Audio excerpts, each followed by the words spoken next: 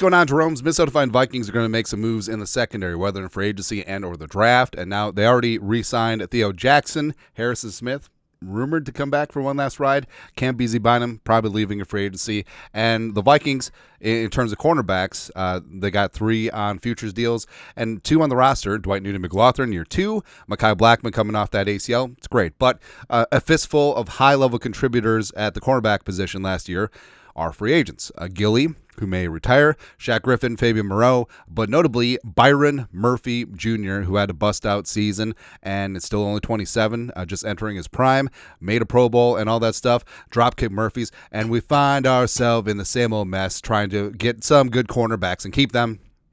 That's right. So Murph, Pro Bowl MVP, is good.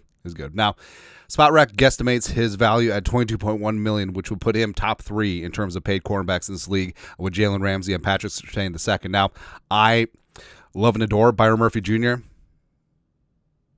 I don't know if he's Patrick Surtain II. You know what I mean? Right. But the Vikings certainly were motivated to try and keep him, and both sides agreed to push back his void year date until the start of free agency. So the hopes that they would work out a long-term deal. But it hasn't happened yet, and with legal tampering starting on Monday, it looks like Murph is indeed going to hit the market. Jordan Schultz report. Sources, while Minnesota wants him back, free agent cornerback Byron Murphy is poised to hit the open market on Monday when the legal tampering period begins, and he's anticipated to have a strong market. The 27-year-old is coming off a Pro Bowl season and told 9 interceptions over the last 2 years with the Vikings. Now, Murph certainly could end up back with the Vikings, but with most quasi negotiations, like Kirk Cousins, like Sam Darnold, I'm sure what's happened is that there's an offer on the table. If you can get more power to you, right? So not overpaying is paramount to the Vikings to keep them cap health and financial stability. But Murph, we'll see what happens to Murph. And if the Vikings don't retain him or they don't get something done by the void year date, they take on $4.2 million in dead cap. It sort of is what it is. But Murph, he was only 27. He's proven that he can stay healthy. His 2 years with the Vikings, that was a concern when his rookie deal with Arizona expired. He had some back issues. Fits in Flores' scheme, has taken on a leadership role, a bit of a mentor to guys like Dwight Newton-McLaughlin. 6 picks, 14 passes broken up, and 80 quarterback rating this year when thrown at, which is good, and also career high 81 tackles as well. So Murph was definitely getting after things, but it all comes back to, if a team is out there and is going to pay Murph $22 million a year, it's been real, it's been fun, it's been real fun. We're going to move on. And so SpotRack estimates 22-1.